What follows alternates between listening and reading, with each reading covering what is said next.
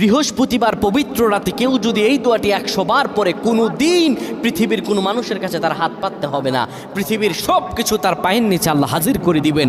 দারিদ্রতা থেকে মুক্তি দান করবেন, বিপদ আপদ থেকে মুক্তি দান করবেন, তার সম্মানকে সুউচ্চতা দান করবেন, অসুস্থতা থেকে দূরে রাখবেন, আল্লাহর অশেষ দয়া ও রহম তাকে দান করে দিবেন। সুবহানাল্লাহ।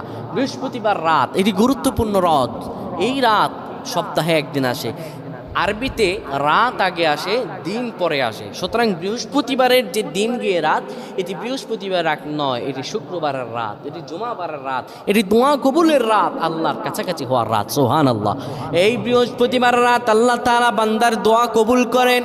কেউ যদি বৃহস্পতিবার রাতে ঈশা নামাজের পরে পবিত্র হয়ে ইয়া হাইয়ু ইয়া হাইয়ু ইয়া হাইয়ু ইয়া রফিয়ু ইয়া রফিয়ু ইয়া রফিয়ু এই দোয়াগুলো পড়তে পারে 100 বার, আল্লাহ রাব্বুল আলামিন তার